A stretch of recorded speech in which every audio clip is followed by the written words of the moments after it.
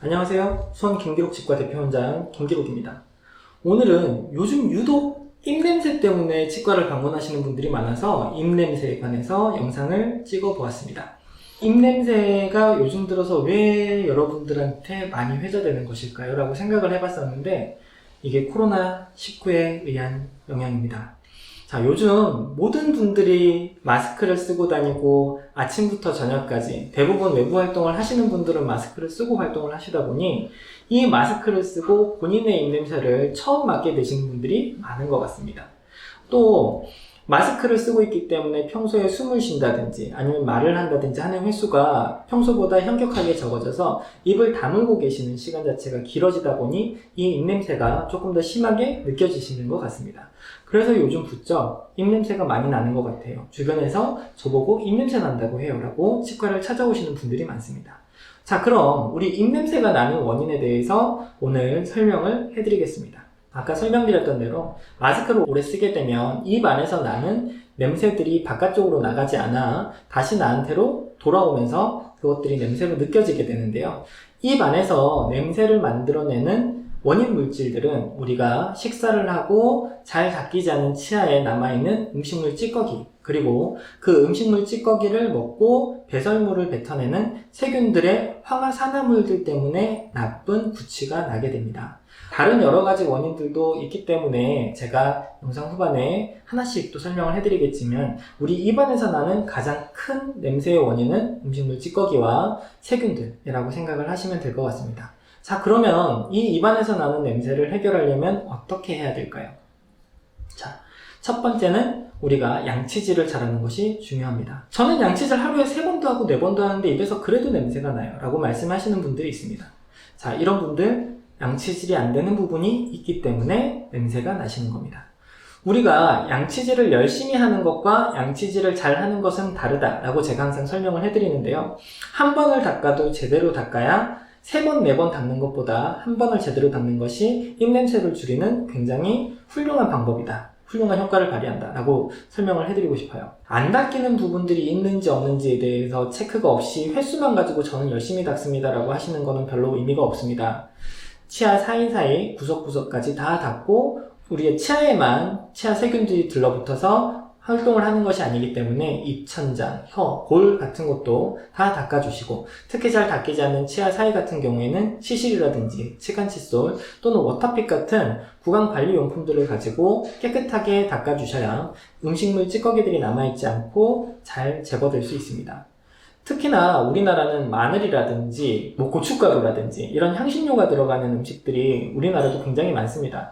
다른 동남아 국가들도 많지만 우리나라들도 다른 동남아 국가들과는 다른 특별한 향신료들을 쓰기 때문에 그런 냄새가 강한 음식들은 입안에 오래 남아있게 됩니다.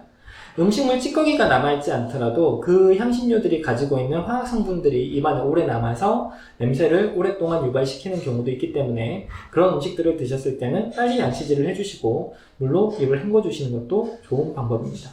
아까 설명드렸던 대로 입 안을 깨끗하게 청결하게 양치질을 해주시는 것이 제일 좋고 또 하나 여기에 부가적으로 사용할 수 있는 것이 구강세정제입니다.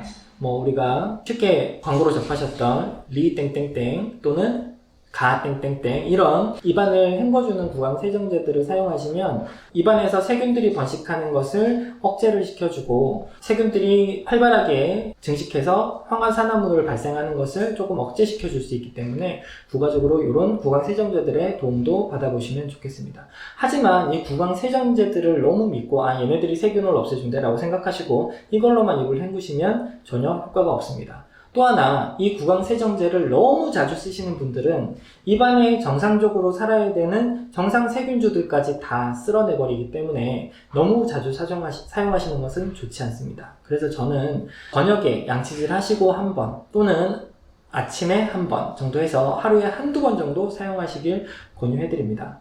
자, 이 정도로 관리를 하시게 되면 특별히 입냄새가 아마 심해지지 않는 것을 느끼실 수 있을 거예요. 마스크를 오래 쓰시다 보니 입에서 나는 냄새가 다시 자기 코로 들어오는 이런 상황들을 이 양치질을 꼼꼼하게 하시는 것으로 해결을 하시기 바라고, 입 안에서 나는 입냄새 이외에 우리가 다른 곳에서도 냄새가 날 수 있습니다. 우리가 입냄새가 나는 대부분의 90% 정도의 원인은 입 안에서 나는 것이지만 코라든지 아니면은 식도 아니면은 위에서도 냄새가 올라오는 경우가 있습니다. 그래서 보면은 우리가 코에 부비동염 또는 감기가 심하게 걸렸을 때 코 안쪽으로 염증이 발생을 해서 콧물이 차거나 문제가 생기게 되면 거기서도 고름이 나오게 되고 달걀 썩는 냄새 같은 나쁜 냄새가 발생을 하게 됩니다. 그래서 구강은 청결하더라도 코에서 우리가 문제가 생기게 되면 냄새가 날 수 있습니다. 또 하나는 요즘 많이 인터넷에 보이더라고요. 편도결석이라고 우리가 입 안쪽에 넘어가는 쪽에 편도가 있습니다. 편도선은 다 대부분 알고 계실 거예요. 이 편도에 결석이라고 해서 하얗게 세균 덩어리들이 쌓이게 돼서 이게 결석이 되고 나서 악취가 나는 경우가 있습니다. 이 부분도 우리가 이 구강과 굉장히 가까운 부분이기 때문에 입냄새로 이어질 수 있기 때문에 확인을 해주시면 좋고, 나머지 역류성 식도염이라든지 위염 또는 콩팥질환 이런 경우는 입냄새로 이어지는 경우가 그렇게 많지는 않습니다. 하지만 굉장히 심한 증상을 앓고 계시다면 약간의 입냄새도 이런 것들 때문에 느끼실 수 있고, 당뇨를 가지신 분들은 침에서도 당분이 있기 때문에 당뇨병을 가지신 분들은 입에서 특이한 냄새가 납니다. 아세톤 냄새라고도 얘기를 하는데 약간 잇몸 질환이라든지 충치에서 나는 냄새와는 좀 다른 당뇨병에 특화된 입냄새가 나기 때문에 그런 점들 알아주시면 좋겠습니다. 입냄새를 줄이시려면 구강 청결을 열심히 하시고, 혹시 입안에 치석이라든지 잇몸에 염증이 있다면 빨리 치과에서 치료받으셔야 입냄새를 방지를 하실 수 있습니다. 오늘은 요즘 많이 치과에 방문하시는 입냄새에 관해서 설명을 해드렸습니다. 영상 좋으셨다면 구독과 좋아요 부탁드립니다. 감사합니다.